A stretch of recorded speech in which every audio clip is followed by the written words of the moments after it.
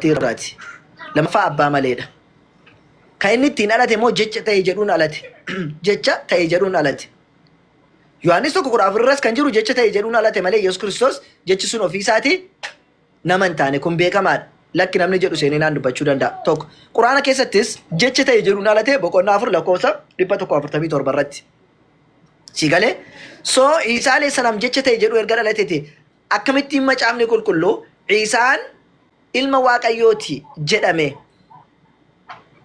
Ani takka Yesuus Kiristoos kan Yohaannis irraa dubbatan malee inni ilma namaa ta'uusaa ilma Waaqaa ta'uusaa kan dubbate nagarreen. Kan Yohaannis faa jedhan malee. Fakkeenyaaf Maatiyos Wongeel irra kan jiru. No, Yohaannis Wongeel boqonnaa 4 irra kan jiru lakkoofsa I think 19 irra na fakkaata. Yesuus Kiristoos gaafa nama ija jaamaa inni isa fayyisee jennaan warri Yihudootaaf Faarisootaa ati nama kanaan eenyu isaan jetta jedhanii jennaaniin inni akka nabiyyi ta'e raajii ta'e erga namichi dubbate booddee mana qulqullummaa keessaa isa ari'achuusaa erga dhaga'e booddee Yesuus Kiristoos fiigaa dhufeeti ati ilma namaatti hin amantaa jedhee gaafateen. Ilmi namaa sun eenyu jedhee gaafate namichi. Garuu kadhammaa keessatti maal jedhani ilma Waaqayyootti hin amantaa jedhee Yesuus Kiristoos gaafate jedhu. No, sun dogongoradha. Jijjiirameetudha. Kan 1954 ilaaluun danda'ama. Ammallee kan na bira jiru tokko baasis nagarsiisuu danda'a. Ilma namaatti hin amantaa jedhee gaafateen Yesuus.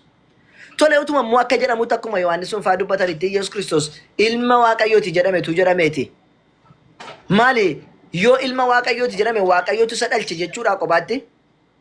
Lakki akkas jechuudha miti Waaqayyoon dhalchuun dhalatu Quraana keessatti dubbannee jira. Hin dhalatu. Maarree ilma Waaqayyooti jechuun wanni kun qabeenya Waaqayyooti jechuudha. Yesuus abbaa isaati jechuun qabeenya yookiin Yesuus qabeenyummaa isaa kan Waaqayyooti jechuudha. Fakkeenyaaf abbaan silkii kanaa eenyu yoo siin jedhe ana jechuu dandeessa kan kee taanaan bilbilli kun garuu ati silkii kana hin dhalchine yookaan bitatte yookaan tolfatte ofii keeti yookaan harka keetiin silkii sana tolchite yookaan birrii keetiin bitatte kanaaf maal jedhame abbaa silkii kanaa kan jedhamteef kanaaf. Akkuma kana Iisaa alayhi salaam abbaa Yesuusiif ta'uunsaa Waaqayyo waan Waaqayyo isa uumeef bakka qabeenyummaan kan eenyuuti kan Waaqayyooti kanaafu abbaan Yesuus eenyu jedhame Waaqayyo jedhame waan isa uumeef. Akkuma fakkeenya boqonnaa 8 lakkoofsa 22 irratti hojii hundumaa dura uumame kan jedhu Yesuus Kiristoos uumama Waaqayyo waan ta'eef maalinni Iisaan alayhi salaam Waaqayyo abbaadha jedhamee yoo waamame nu muslima biratti kuwannaadhaa miti. Akkaataa dubbii warri Giriikotaa yookiin warri falaasafa dura dubbatan. Giriikonni warra falaasfootaati kan turan jechuudha. Yohaannisis warra falaasfaa irraati kan dhufee Yesuusitti amane. Falaasfaan immoo warri Yesuus warri Giriikotaa beekamoodha. So qabeenyummaa isaatiin yoo Yesuus Kiristoos ilma jedhamee inni abbaa jedhame wanti nu dirqisiisu tokko hin jiru. Fakkeenyaaf isin ilma Waaqayyoo jedhamtanii waamamtan isin yookiin ilmaan Waaqayyoo jedhamtaniiti kan waamamtan. Kana jechuun Waaqayyo addatti isin dhalche jechuudha miti. Ilma Waaqayyoo kan jedhamtan. Sababiin isaas waan Waaqayyootti amantaniif isaaf ajajamtaniif isin ilmaan Waaqayyooti jedhamtan. Maal isin ilmaan abbaan keessan Abrahaam otoo ta'eeti akkasiin gootan ture Yesuus Kiristoos gaafa jedhuma abbaan Abrahaamii isaan dhalchee warra Yihudootaa dhalchee miti. Jalqaba karaa isaarra jirra jechuu isaaniiti. Isin ilmaan seexaanaati gaafa jedhu Waaqayyo seexaanatu jara dhalche jechuudha. Akkas jechuudha miti. Ilmaan seexaanaati jechuun karaa seexaanaa hordoftu jechuudha. Ilmaan Abrahaam jechuun karaa Abrahaam irra hordoftu jechuudha. Kanaaf Yesuus Kiristoos ilmaan Waaqayyooti gaafa jedhamtan karaa Waaqayyo isin ajaje deemtu jechuudha. Yesuus ilma Waaqayyoo jechuun Waaqayyo waan isa ergeef isaan jedhe hojjeta jechuu barbaadameeti malee Yesuus Kiristoos addatee waan Waaqayyo isa dhalcheef waan irraa dhalchee qaba jechuudha miti isin jechuu barbaade siin boone. Okay. Yesuus Kiristoos yeroo cuuphametti abbaan isaa jechuudha Waaqayyoomti kun ilma koo isan jaalladhuudha isan itti gammaduudhas jedhee dubbatee ture. Bakka sanatto. isuma kanadha Yohaannis Wangeel irratti kan inni dubbatu cuuphaa keessaa gaafa wannedhu waaqa keessaati. Waaqni banamee waaqa keessaati sagaleen kun ilma koo tokkicha isaanii jaalladhuudha jedhee jedhu. Banagaraachin laay namoonni achitti sabasabamanii jiru. Yeroo sana immoo kan cuube Yohaannis cuuphaati. Wangeela kana immoo kan barreesse Yohaannis cuuphaa miti. Yohaannis cuuphaa miti. Yohaannis kan biraati barataa Yesuus kan barreesse. Yohaannis cuuphaa fi Yohaannis inni wangeela barreesse gargari. Yohaannis inni kun eessatti dhageetu Abdalaro maaliif? Eewa. Mukti kaala Oromola. Kaala Oromooti. Diif ebba kaala. Khalas okay Allah bizi Allah. Bata. So kan jecha kana dhagee Yohaannisidha. Kan cuuphaa ture yeroo sanitti maxmiqoo Yohaannisidha. Yohaannis inni kun eessatti dhageetu wanna sana. Namni ragaa qabu jiraate nutti hime. Yohaannis maxmiqootu teemoo Mariyaam yala ruhi mama. Yohaannis maxmiqootu isa kanatti Yohaannis isa kanatti memoo Yesuustu isa kanatti memoo eessaa fidee kana dubbate tokko kun gaaffiidha. Lammaffaa akkuma siin jedhe iyyuu akkuma jarri jedhanitti deemna yoo jedhe kun ilma koo tokkicha isaanii jaalladhu jechuun kun kan na ajajamu yeroo ammaa keessatti kan ishi jedhee na jala deemu kan isinitti ergadheedha jechuudha malee ilmaan hin dhalche jechuudha miti. Ani ilma waan jedhu akkamitti akka hiikkattan hin beeku. Ilma jechuun waanuma isaaf ajajamuuf waanuma qabeenya isaatiif jechuudha malee lakki hin dhalche hojjettanis lakki immoo ofirraati baaseetu wanne jedhe yookiin waaqayyooma isumarraa qofa bahee hojjettanis akkamitti akka baheef yoom akka bahe yoo nutti himtan nuti fudhachuudhaaf qophiidha. Garuu sanallee nutti himuu hin dandeessan ilmoo waaqaa jechuudha malee. So kan nu deemsisu immoo irraa beera jechuudha yookiin immoo hin dhalche jechuurra lakki qabeenyuma isaa waan ta'eef yookiin waan jecha ajaja waaqayyoo hordofuuf yoo jenne nuun ragaa kan qabnu isinuu ilmaan waaqayyoo jedhamuun keessan waan isa hordoftaniif waan ta'eef jennee ragaa fidanna. Isin garuu ragaa wanti fidattanii ilma isaatiidhaan dhalchee yookaan immoo ilma isaatii isarraa baheedhaa dhufee jedhamu wanti kana ragaa waan argattan natti fakkaatu akkas inshaallaati. Mee maalitti jirta amma sii galee? Manaaf galatoomaa yaa. Amboo waan jiruuf gabbisaa jedhamamni kun mee galchaa mee koomentiin isaaniitiin jedhama. Dubbatu irra nu caalaa beekuu danda'a. Amma gabbisaan galutti immoo waan siin jedha haa galchanii. Amma gabbisaan galutti wanti siin jedhu erga kana gaa waaqayyoo dhugaani tokkichi erga jiraachuusaa barreeti. Yesuus Kiristoos nama ta'uusaaf ergamaa ta'uusaa akkasuma immoo raajiin hojjetu fedha waaqayyooti erga hojjechuusaa bareeti dirqama immoo waa xiqqoo ishii immoo sii kennuu qabna. Wanni sii kennuun maalinni namni waanuma qabu namaa kenna jedhani. Wanti nuun qabnu Nabi Muhammadin sallallahu alaihi wasallam nabiyyi ummanni kun yookiin amma jiru kun addunyaan qabdu keessaatii isaan tokko. Kan jara booddee nabiyyiin biraadhaan argamne. Rabbiin Quraana keessatti boqonnaa 33 lakkoofsa 40 irratti nabiyyii dhumaa kan ta'e Nabi Muhammadin ta'uusaadhaa dubbata. Kanaafuu waa'ee Nabi Muhammad sallallahu alaihi wasallam yoo sitti himne immoo akkuma Isaan alayhi salaam warra Israa'eliif ergame, akkuma Museen warra kaaniif ergame, akkuma Abrahaamii fi Nooh warra kaaniif ergaman Nabi Muhammad sallallahu alaihi wasallam Rabbiin subhanahu wa ta'ala boqonnaa 25 lakkoofsa tokko irratti tabaaraka alladhii nazzala al-furqaana ala abdihi liyakuna lil'aalamiina nadhira. Addunyaa kanaaf akka inni akeekkachiisaa ta'uuf jecha Qur'aana irratti buufne jedhee addunyaa kanaaf akka ergame Rabbiin dubbata.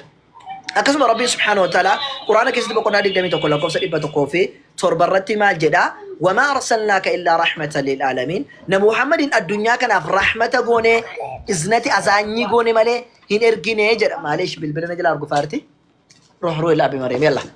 So akkas goone malee hin ergine jedha. Kanaaf Nabi Muhammadin sallallahu alaihi wasallam Rabbiin nabiyyi dhumaa godhe addunyaa kanaaf erge. Nabiyyiin ergaman kun Nabi Muhammad sallallahu alaihi wasallam kan Makkaa keessatti dhalatan waggaa 13 Makkaa keessa jiraatan ergamanii booddee wamma waggaa 40tti Makkaa kan turan 40 booddee waggaa 13 immoo achuma Makkaa keessa kan turanii fi waggaa 13 ergamanii Makkaa keessa turanii gara Madiinaa keessatti warri Qureeshotaa reebanii akkatti Rabbiin gabbaran akkatti sagadan akkatti jiraatan dhorkanii jennaan dullaa fi arraba isaanii fi siqaa isaanii jalaati godaananii kan deeman. Nabi Muhammad gaafa namni harkatti fudhatu gaafa namni ajjeesuuf deemu namni gaafa arrabsu kan yoo danda'an gaariitti deebsan yoo dadhaban immoo kan dhiisanii jalaa karaa gadhiisan nabiyyi akkasii qabna. Nabiyyi rahmataaf namoonni karaa jal'atanirraati dhugaatti akka dhufan jechuudha. Nabi Muhammad sallallahu alaihi wasallam ilmi namaa hundumtuu akka abiddan galleef abiddarraa akeekkachiisaa turan akka namni hundumtuu jannata galu gochaadhaa turan jechuudha. Nabiyyi akkas addunyaa kanaaf ergame. Nabi Muhammad sallallahu alaihi wasallam otoo anaaf siin argin obboloota kun yaade jedhanii anaaf siif bo'ani jennaan warri sahaabonni isaanii yookaan immoo barattoonni isaanii nuti obboleessa kee miti jennaaniin lakki obboleessi kiyya osonan argii warra natti amananidha obboloonni koo. Isinimmaa hiriyoota kooti jedhan Nabi Muhammad salawaatu rabbii wasalaamu alayhi. Kanaafu nabiyyi otoo sin argiin siif boo'e. Nabiyyi otoo sin argiin akka ati amantuu fi akka ati jireenya argattuuf siif bololi'e. Nabiyyi akkasii Rabbiin subhaanahu wa ta'ala addunyaa kanaaf erge anaaf siif erge nabiyyi kana akka ati asumaanuu waa'ee isaanii qorattee waa'ee isaanii gaafattee nabiyyummaa isaanii fudhattu si'eera. Galatoomi isin jedha waan dhaggeeffatteef Nabi Muhammad sallallahu alaihi wasallam malee karaan ittiin dhugaatti deemanii fi Rabbi beekan hin jiru. Sababiin isaas warri Israa'elootaa karaa ittiin jarri gara waaqaatti deeman karaa Musee takkaa'umoo karaa Iyesuusiin ture. Iyesuus Kiristoos karaa kooti malee gara abbaatti kan deemu hin jiru kan inni barsiise warra Israa'elootaa yeroo sanitti karaa Iyesuus Kiristoos itti barsiisaa ture irraati yoo bahan Waaqayyoo waliin argan ture jechuudha. Museellee akkasuma yoo karaa Museen barsiisaa ture irraati kaatan Waaqayyoo wal arguu hin danda'an ture jechuudha. Garuu Nabi Muhammad sallallahu alaihi wasallam waan jarri jedhanii fi waan jarri barsiisan namni jala hin deemne Rabbii wal arguu hin danda'u addunyaa kanaan ergaman waan ta'eef. Kanaaf Rabbiin subhaanahu wa ta'ala Qur'aana isaa keessatti maal jedha boqonnaa 60ffaa keessatti لقد كان لكم في رسول الله أسوة حسنة لمن كان يرجو الله واليوم الآخر. ربي سبحانه وتعالى نبي محمد صلى الله عليه وسلم the good moderni yookaan immoo fakkeenya gaarii isiniif ta'ee jira. Namni guyyaa qiyaamaaf Rabbitti amanu isa qabatee yookiin karaa isaanii irra haa deemuu jedhe. Kanaafuu ati Rabbii fi guyyaa qiyaamaa guyyaa firdii sana dhuftee hojii gaariidhaan mazzaramuu barbaade Nabi Muhammad sallallahu alaihi wasallam itti amantee akka jannatti argattuuf asumaanuu sitti muudhaa barbaada. Inshaallahu ta'ala waa'ee isaanii sirriitti qoradhu siin jedha. Namni biraa yoo jiraate gaafachuu danda'a. Yoo waan amma dubbadhe irratti gaaffii qabaatte illee dursee carraasiif kenna. Waan Nabi Muhammad irratti gaaffii qabdaa? Nabi Muhammad isin maal jettanii amantu? Jechuun isa namoonni fooldaaniin jedhan utuu hin taane isin maal jettanii amantu? Nuti wanti jennee amanu Nabi Muhammad sallallahu alaihi wasallam nama ilma namaarraa dhalate ergamaa kabajamaaf jaallatamaa kan addunyaa kanaaf ergamanii jenneeti kan nuti amanu. Akka ergamaatti itti amantu? Ergamaadha akkuma Yesuus Kiristoos ergamee dhufe jarris ergamanii dhufani. Waan addaa miti Nabi Muhammad sallallahu alaihi wasallam. Akka waaqaatti waan itti amanan natti fakkaata. Angaree shaada seenee jechuun jalataa hin dhaggeeffadha malee seenee gaaffiif deebii godhee. Kanaaf anis waa'ee Nabi Muhammad irraa akka xiqqoo dhageessu wanti sii dubbadheef kanaaf namoonni baay'ee kiristaanonni keessumattuu Nabi Muhammad gaafa jennu akka waaqaatti waan itti amannu barbaadu. Kanaaf waa'ee kee macaafa kee qofa sitti himnee cal jechuu osoo hin taane achi osoo hin deeme nama waaqessuu deema akka ati hin jenneefan Nabi Muhammad sallallahu alaihi wasallam nabiyyii fi nama qofa akka ta'an Quraana keessatti boqonnaa 18 keessatti ergamaa Rabbi sallallahu alaihi wasallam Rabbiin maal jedheeni قل إنما أنا بشر مثلكم يوحى إلي أنما إلهكم إله واحد فمن كان يرجو الله واليوم الآخر عبد الله روح جدي يا نبي محمد صلى الله عليه وسلم أني نما أكا كيسانيت نما أكا كيساني مالي وابراد آمت كامو كان رتب يكسب مو دغا دان كغبر مربي تو كچمالي هنجرو كان برا كان ربي يوكين الله امالي جرو دغا وسون تاني واقيو كجباتي جديتي اتمي jedhamanii Nabi Muhammad sallallahu alaihi wasallam nama ta'uu isaanii Rabbiin subhanahu wa ta'ala Quraana keessatti argaaggateef jechuudha. Nabi Muhammadis nama malee waa biraa miti. Namummaa isaanii nabiyyummaa isaanii yookiin ergamummaa isaanii irraa sadarkaa biraa kenninee fi waaqessuun waaqessinee illee hin beeknu jechuudha. Waaqessuun isaaniif hin malu. Kanaaf ergamaa Rabbi sallallahu alaihi wasallam Nabi Muhammad maal jedhani? لا تطرحوني كما تطرح اليهود تطرح النصارى عيسى ابن مريم jedhan. Akka Yesuus Kiristoos warri kiristaanotaa sadarkaa isaa ol fuudhanii waaqessa taasisan isinillee na kabajuu keessa baatanii sadarkaa ol na fuutanii akka sadarkaa kiyya malee ol nan baafne jedhan. Salawaatu Rabbi wa salaamu alayhi. Silaa Nabi Muhammad sallallahu alaihi wasallam tu nabiyyii dhugaa Rabbi isaanii hin ergine teeti gaafa namni jara waaqessuuf jedhu nan waaqessinaan jedhan. Gaafa namni bakka hin taane ol fuudhu ol na fuudhinaan jedhan ture. Otoo nama sadarkaa fi akkasumallee mootummaa ka barbaadan taate jechuudha. Jarri mootummaaf sadarkaa barbaacha osoo hin taane kan ergaman yookiin kan dhufani ilma namaa abidda jalaa baraaruudhaaf jechuudha. Kanaaf warri Qurayshotaa yoo qabeenya barbaadde qabeenya sii kennina. Yoo dubartii barbaadde nu keessaatti dubartii beekamtu sii kennina. Yoommoo akkasuma aangoo barbaadde aangoo nu keessa nam tokko hin qabaanne bulchaa biyyaa sii goona. Kanaafuu Rabbi tokkicha amanaa jettu kanatti nu waamiini dubbii akkas jedhu kana nurraa dhaabi jennee argamaa Rabbi salawaatu Rabbi wasalaamu alayhi maal jedhani otoo aduu fiddanii harka mirgaa kiyya keessanii otoo ji'a ammoo harka bitaa kiyya irra keessaniiti ani Rabbi tokkitti amanaa jechuu hin dhiisu jedhan. Kana jechuun maalinni aangoodhaaf nama bololi'uu miti Nabi Muhammad sallallahu alaihi wasallam.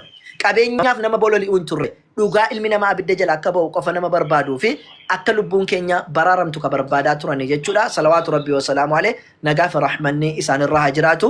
Ergamaa rahmataa kan lubbuu isaaniirra darbanii lubbuu ganaa dhaloota booddeedhaaf dhufu kan cinqaman jechuudha. Rabbiin Quraana keessatti boqonnaa 9 keessatti maal jedha? لقد جاءكم رسول من أنفسكم عزيز عليه ما عنتم إرجمان إسن الراتي لبوك إسن الراكنتي أمو ونسن شبوه جدا كان إسرتي الفاتاتي شبوه توجدت إسرتي الفاتا بدينا تقول تسرتي الفاتاتا لأنه وانت توجد تكون سيف تنكم جتشودا وانت إسان سيف تنكم يوتي بدينا لك بدي سان أني قافتم تراني نبي سيف تنكم نبي أكس رحمة سيف جو جراسي لافو كان أكسيس نترجع نسين كيساف لنيت ربي سبحانه وتعالى كنافو نبي أكسي جل ديمون الرمى ملء وابراد أمتي جران كنا كسين دبر سين جوار بعد بلتي كان سيمبونه قالتهم وانا رجع فتيف